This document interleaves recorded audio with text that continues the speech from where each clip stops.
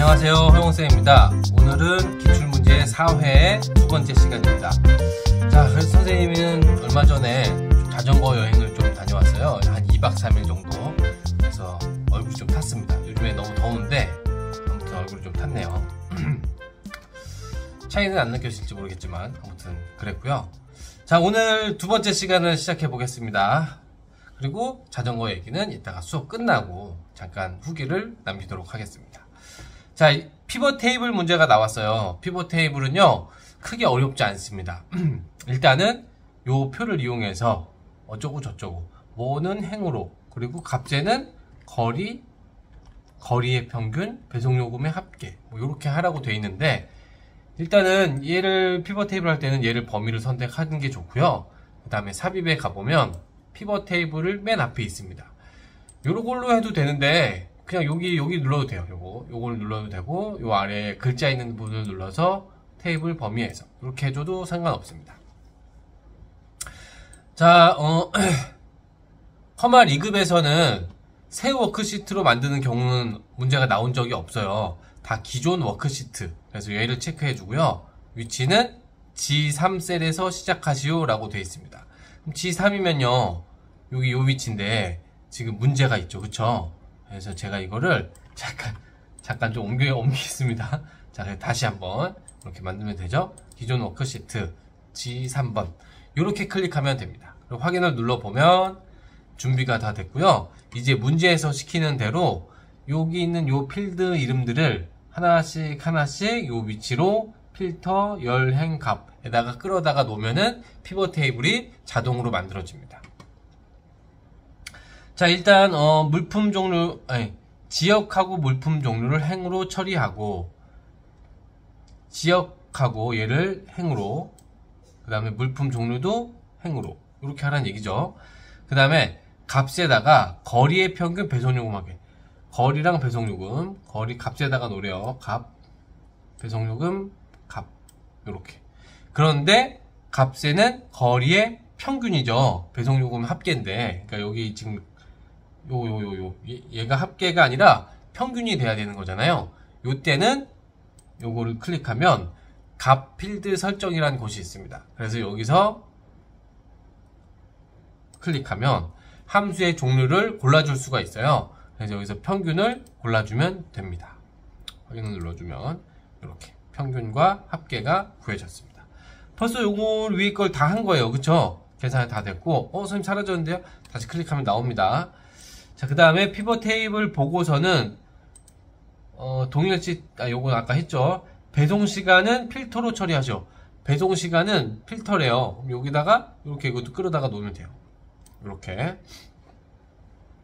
그 다음에 값 영역의 표시 형식은 값 영역이라는 건요, 여기서 값이 어디죠? 요건 다 제목이고 값은 여기죠, 여기. 요 부분을 말하는 거예요. 그러니까 얘를 숫자의 1000단위 구분기호를 사용해서 표시를 하라는 거예요.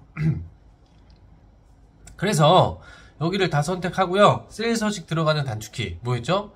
컨트롤 1번이죠. 컨트롤 1번을 누르고 범주를 숫자로, 그리고 1000단위 구분기호 사용하라 그랬죠. 체크해주고 이러면 되는 겁니다. 이렇게. 그 다음에 이제 마지막이네요. 행렬의 총합계는 표시하지 마시오.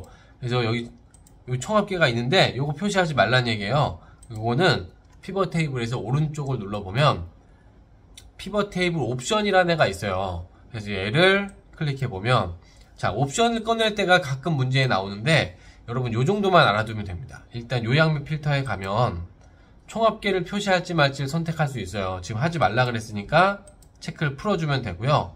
그 다음에 요런 것도 나올 때가 있습니다. 빈 셀은 뭐 예를 들어서 별 3개 표시하시오. 뭐 요런 식으로 요런 것도 문제 나올 때가 있습니다. 요거까지 알아두면 좋겠죠. 지금은 아무 얘기 없으니까 그냥 두면 됩니다. 자, 그리고 확인을 눌러주면 여기 얘가 사라졌죠. 그래서 요렇게 해주면 피벗 테이블 문제를 다 푼 겁니다. 그래서 요 정도 알아두시면 되고요. 자, 두 번째 문제 넘어가 보겠습니다. 자, 이번에는 정렬 문제가 나왔어요. 정렬은 분석 작업에서 그렇게 자주 등장하는 문제는 아닌데 그래도 가끔가다 한 번씩 나오니까 우리들이 이것도 알아두는 게 좋겠죠. 자, 이 표에서 거주 지역으로, 잠깐만요. 이게 원래 이렇게 흩어져 있어야 되는데, 좀 흩어졌나? 네네네.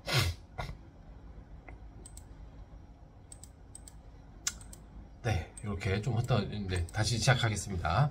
자, 이 표에서 거주 지역을 정렬을 하는데, 오름차순도 아니고, 내림차순도 아니고, 문제에서 값이 주어져 있어요. 이런 경우. 그 다음에 또 하나가 더 있죠, 지금. 거주 지역으로,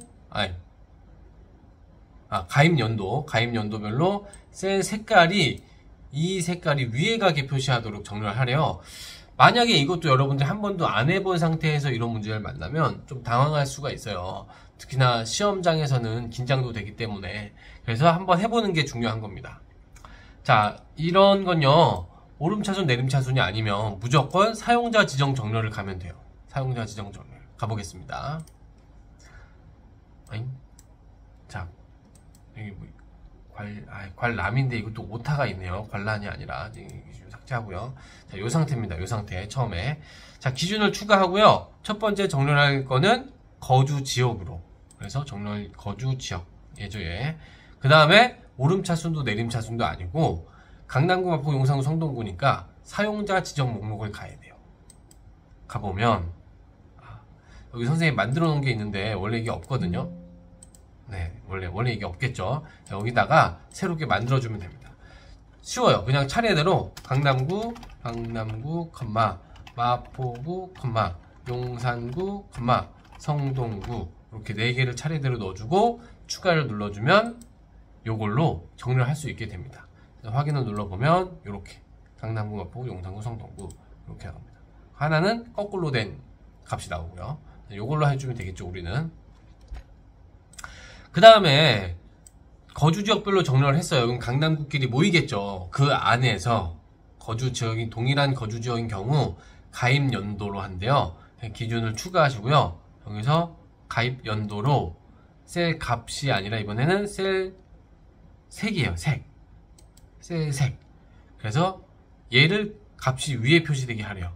여기 내려보면 이상하게도 색이 이미 있어요. 문제에서 요구한 게. 왜냐면 여기 있는 색이거든요. 여기 있는 색. 지금 칠해진 색깔. 그래서 얘를 선택해주면 이렇게 하면 마무리가 되는 겁니다. 그러니까 무슨 말이죠, 지금? 강남구로 정렬하고 요 푸른색 얘가 위에 오게 정렬하겠다 지금 이 뜻이죠. 그쵸? 그래서 위에 표시 확인을 눌러보면 자, 강남구 정렬됐고 색이 위에 왔어요. 용산구도 그렇고 성동구도 그렇고 이렇게 정렬해주면 됩니다.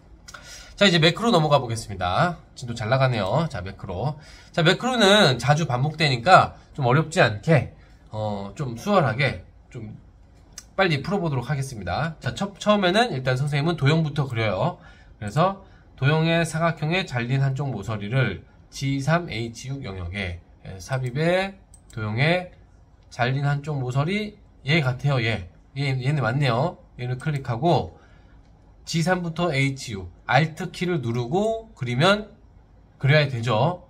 H6까지 3부터 6 맞죠? 하나 더 같은데? 예, 여기까지네요.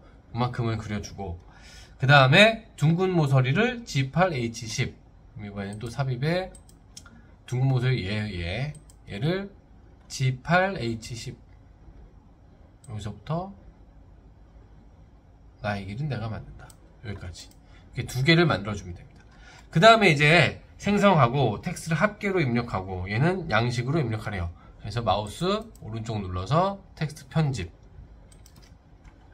합계 얘는 텍스트 편집 양식 이렇게 해주면 되죠. 자, 이제 매크로를 기록하면 됩니다. 자, 저기 문제에 보면 알겠지만 C13부터 23 영역의 합계를 구하는 거고 이렇게 해서 자동 합계 이따가 구하면 되겠죠.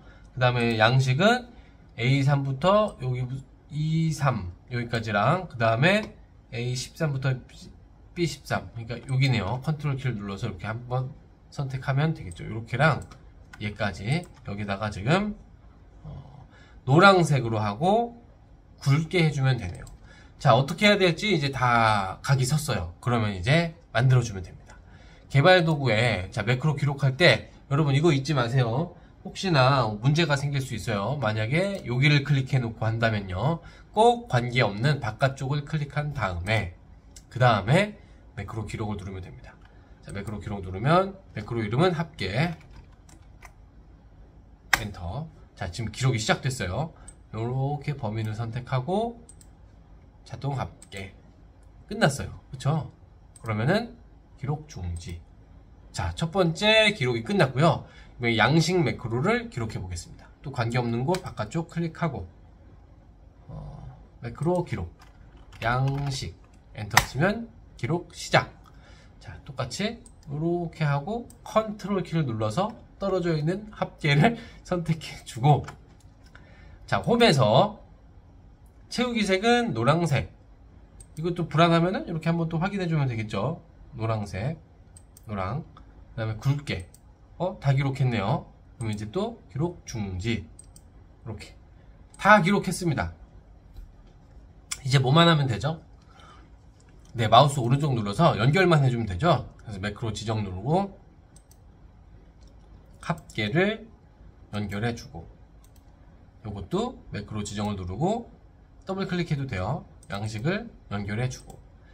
다 됐나 잘 됐나 불안하면은 조금 이 정도 서식을 지워보고 합계 눌러보고. 잘 나오네요. 양식 눌렀더니 또 잘 돼요. 그럼 이제 마무리 된 거죠. 자, 이런 식으로 매크로를 가볍게 풀어주면 됩니다. 자, 이제 차트 가보겠습니다. 차트는 이 문제가 매크로처럼 늘 고정된 문제가 아니고 조금은 다양하게 문제가 나와요. 그래서 이거는 문제를 많이 풀어보는 게 좋다고 선생님이 늘 강조했었죠. 자, 한번 이것도 같이 한번 풀어보겠습니다. 차트 필터 기능을 이용해서 1학기 말하고 2학기 말만 표시되게 하래요. 계열만. 어떻게 하죠? 차트 선택하면 얘가 차트 필터죠? 차트 필터 얘를 선택하고 표시되게 하라면서요. 좀 중간을 빼야죠. 그럼 얘도 빼고 얘도 빼고 적용을 누르면 끝.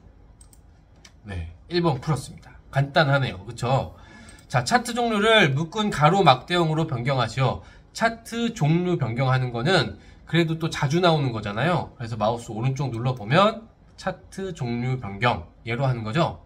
예, 또 눌러보면 가로막대형이에요. 묶은 가로막대형. 그래서 가로막대형에서 예. 묶음 가로막대형. 그래서 선택하고 확인. 2번 문제 끝. 자, 3번 가볼게요. 차트 제목을 없애고 제목 없애라고 선택하고 딜리트 누르면 지워지네요. 네. 차트 스타일을 스타일 4로 설정하래요. 자, 여러분 여기서 스타일이 여기요. 차트 스타일 여기지. 여기서 저 찾는 게 아니에요. 도형 스타일이에요. 얘는 도형 스타일이고 여기서 아무리 찾아도 스타일 4가 없어요. 자, 차트 스타일은 여기서 찾으면 돼요. 네 번째 거니까 차트 스타일 4 요거네요. 스타일 4 얘를 클릭하면 3번 문제도 끝. 자, 4번 문제 데이터 테이블을 추가하고 요 아래 요 표죠. 표 데이터 테이블 범례 표지를 표지 또 오타가 있네요. 포함으로 적용하시오. 자, 이 차트에 뭔가 우리가 알고 있는 그 요소를 추가하고 싶을 때는 차트를 선택하고 차트 디자인에 차트 요소 추가해서 추가할 수가 있다 그랬어요. 그래서 여기서 화살표 내려보면 많은 것 중에 데이터 테이블이에요. 범례 표지를 지금 포함하라 그랬죠. 그러니까 요거를 표지 포함 클릭하면 또 4번 문제도 끝. 자, 이제 5번 문제 가로축인데 가로값 축은 값을 거꾸로 하고 눈금을 100 최대값은 100 최소값은 10 단위로 적용하시오. 요거 풀어볼게요. 이거는 근데 어디서 해야 될까나 싶으면요, 이 가로축에 대한 얘기잖아요. 얘죠. 얘를 더블 클릭해보면요 오른쪽에 상세한 설정이 나오게 되어 있습니다. 그래서 여러분들 여기도 조금씩 잘 찾아보는 게 필요해요. 하나씩 볼게요. 채우기에 있을까요? 지금 눈금 요 최대값 최소값 그 다음에 값을 거꾸로 하는 건데 여기는 색을 어떻게 채우고 뭐 선은 어떻게 그리고 그 얘기죠. 효과는요 뭐 그림자 효과, 네온 효과 이런 거예요. 얘도 아니에요. 얘 맞춤, 크기 및 속성 얘 눌러보면 여백은 어떻게 할 건지 가로 맞춤처럼 이건 그러니까 이것도 아니에요. 그럼 마지막 얘네요. 얘. 그러니까 여러분들이 시험 때 잘 모르더라도 그 더블 클릭을 해서 해당하는 요소를 더블 클릭해서 여기서 잘 찾아보시면 문제에서 요구하는 것을 찾을 수 있습니다. 자, 최소값은 0이고 최대값 100으로 하라 그랬죠. 100으로 엔터 한번 쳐주면 적용이 돼요. 기본은 10인데 다행히 자동으로 됐네요. 그 다음에 값을 거꾸로 하라 그랬는데 뭐 다행히 여기 바로 보여요. 그쵸? 값을 거꾸로 눌러주면 됩니다. 여기까지 해주면 차트까지 기출문제 4회를 마무리를 했습니다. 자, 다시 한번 선생님이 돌아서 복습을 좀 해보면요. 자, 피벗 테이블 어떻게 만들었죠? 범위 지정하고 삽입에 요거 눌러서, 그쵸? 여기 눌러서 요게 잠시만요. 요거 없애야 돼. 요게 나오면요. 잘 끌어다가 놓고 여기서 함수 종류를 값 필드 설정해서 바꿀 수 있었죠. 그 다음에 더불어서 오른쪽 눌러서 피벗 테이블 옵션에서 문제가 나오는 경우도 있다고 얘기했습니다. 정말 드물게는 피벗 테이블을 조금 어렵게 낸다 그러면 보통 요게 날짜로 돼 있어요. 날짜로 오른쪽을 눌러서 그룹을 지으라는 문제도 가끔가다 나와요. 그룹을 하면은 지금은 안 되지만 날짜인 경우에는 그룹하면은 주 단위로 뭐 월별로 그룹을 지을 수가 있습니다. 그 정도까지가 좀 많이 응용해서 나오는 경우예요. 그러니까 요 정도 아마 어렵지 않게 풀 수 있을 겁니다. 자, 정렬은 아까도 봤지만 우리가 오름차순 내림차순이 아니면 사용자 지정 정렬이에요. 그래서 여기서 이렇게 가는 거고, 이런 식으로 거주 지역으로 먼저 정렬을 사용자 지정 목록을 만들어서 했었고요. 그 다음에 셀 색으로도 정렬이 됩니다. 요거 매크로는 넘어갈게요. 그 다음에 차트 이렇게 했었죠. 하나씩 해보고 요런 거는 더블 클릭해서 여기를 좀 보면은 찾아보면 찾을 수 있다 그랬죠. 그 다음에 요런 것도 막대기를 이렇게 하면은 계열 겹치기는 얼마나 할 건지 이렇게 해주면 이 막대기가 좀 겹쳐져요. 뭐 이런 거. 이 해당 요소들을 더블 클릭해서 오른쪽에서 찾으면 찾아질 수 있다. 요 정도 기억하시면 될 것 같습니다. 자, 4회 기출문제 풀이는 여기서 마치고요. 선생님은 지난주에 자전거를 타고 방학 기념으로 아침에 나와서 잘 가고 있었는데 진흙이 금강에서 자전거를 장난이 아닙니다. 그래서 너무 더웠는데 그래도 좋은 시간이었고요. 또 다치지 않고 건강하게 잘 다녀왔습니다. 특히 마지막 날 석양을 보면서 달리는데 그게 너무 멋있더라고요. 정말 한 학기 동안 고생한 거에 대한 약간 보상을 받는 느낌, 그런 느낌도 들었습니다. 아무튼 여러분도 무더운 여름이지만 건강한 시간들을 보내시길 바라고요. 선생님도 요 방학 동안 좀 강의를 많이 올리도록 하겠습니다. 오늘도 고생하셨고요. 수업은 여기서 마치도록 하겠습니다. 너무 고생했지만 이제 석양을 보면서 여행의 피날레를 장식하겠습니다. 짝짝짝짝짝. 아, 석양 예쁘다. 예쁘고.